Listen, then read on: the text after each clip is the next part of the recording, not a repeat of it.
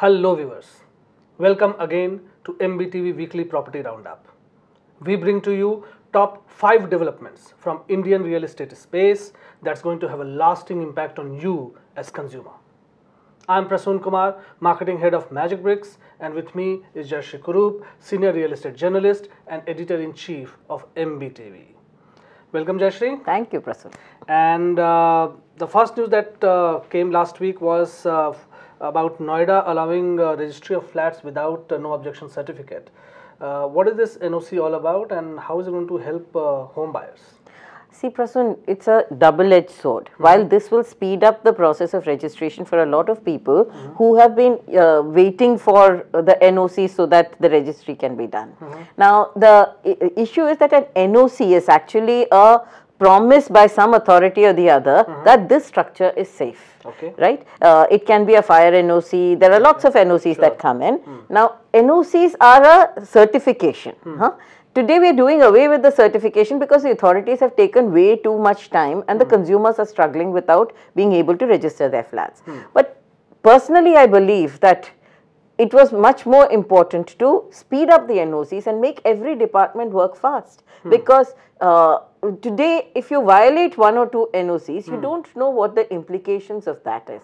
I hope this is a temporary measure, and I hope this is only so that we can get everybody going. Sure. But the checks and balances are always good, especially because these are high-rise, multi-stories. And would it essentially mean that home buyers are likely to get possession of flats earlier, because otherwise NOC would have delayed the possession? It is speeding up the process of registration. Sure. So it's good. In many cases, the home buyers have already occupied without an NOC or a occupancy Which is certificate, not a good thing anyway. Which is not a good thing. So, all right. So we are violating some laws to deal with the situation, Right. but I hope it's a short-term measure. Okay. And we all know, Maharashtra RERA, has been doing really some good work, and you have been talking about it quite often. And now news comes that land title insurance is going to be mandatory in Maharashtra. Yeah. What is this insurance all about, if you can tell our viewers, and how is it going to benefit them? Essentially, when a builder buys a land, the land has to be transferred to his name. Okay. And if the land is in the builder's name, then after the structure is complete, there won't be any problems into the future for the buyers of the property.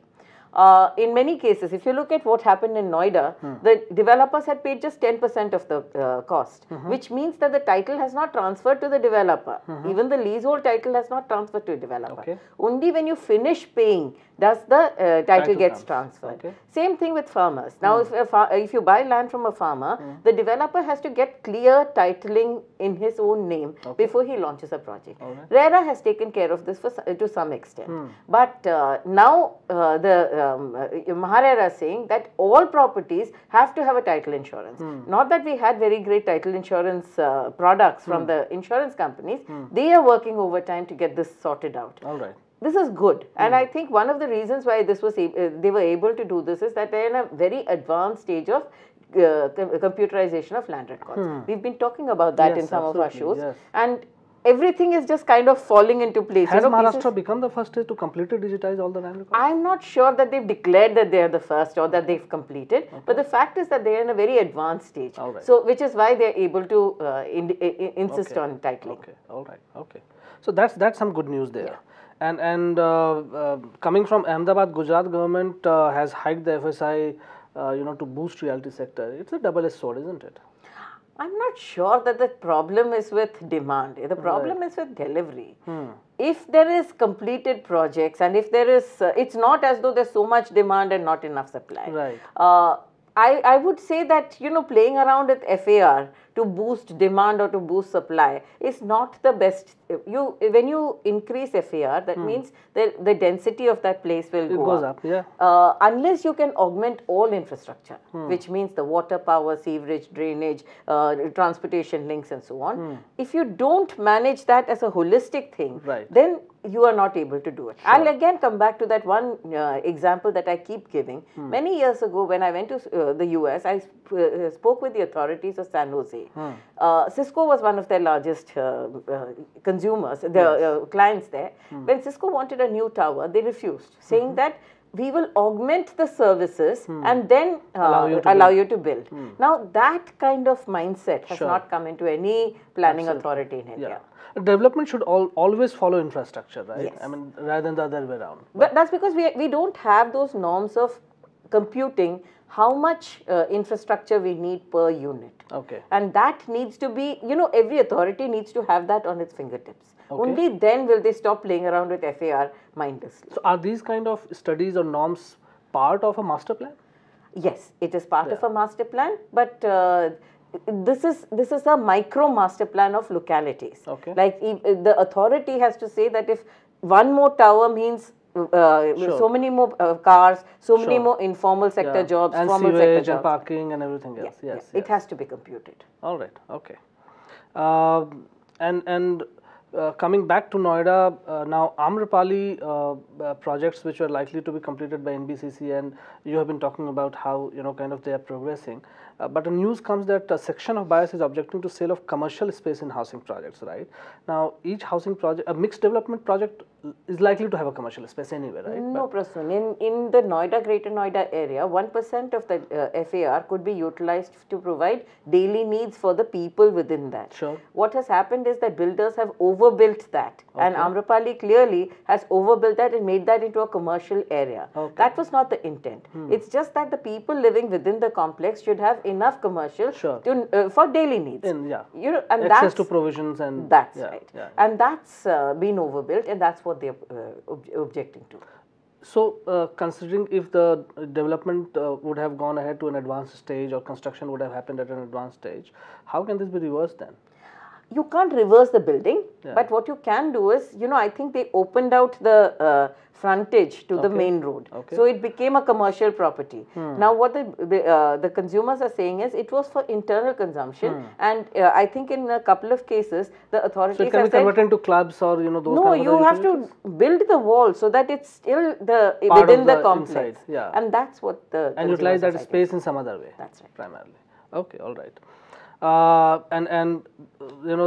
of the big bang economic reform announcements that government has been doing, the last one was the biggest bang, which was the corporate tax rate reduction to about 22 to 25%.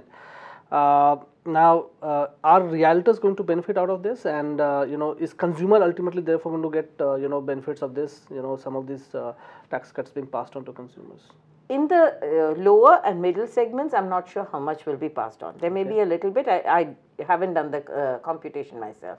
This is particularly useful for the premium segment, which is at a complete standstill across the country. Right. It's barely selling. Sure. But the developer didn't have any leeway to reduce the rates and so on, because even when you had GST, GST impacted the lower and middle segments.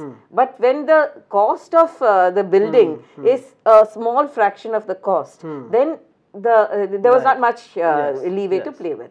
This tax cut gives the puts some money in the hands of the developer to pass on as incentives to new buyers. I expect that if they play this smart, they can actually kickstart the luxury and ultra luxury markets. And staying on the subject, I mean, you have been talking about how affordable housing has been gaining ground and how that almost seems to be the future as far as residential real estate is concerned. All the tax ops and everything else that has been announced, we know all the big builders and corporate houses are getting into affordable housing and trying to kind of build affordable housing. Do you see also prices of affordable housing coming down as a result of all this in future, if not in the current project? Affordable housing is affordable. I don't think it is overpriced today. It is at a very reasonable price, and with all the SOPs that come with it, for the consumer, for the developer and so on, I don't believe that affordable housing prices can come down any further. What can come down further is premium housing prices. I still believe premium housing has that small leeway to, they have some leverage, and they need to use that leverage to come back and woo the buyers, because the buyers are not biting right now. Okay, all right. So, there it is, viewers. These were the top 5 developments of this week. We will again come back next week with top 5 developments of the current week. Till then, keep watching MBTV. Thank you for watching. Please subscribe to Magicbricks on YouTube and click on the bell icon to get more videos.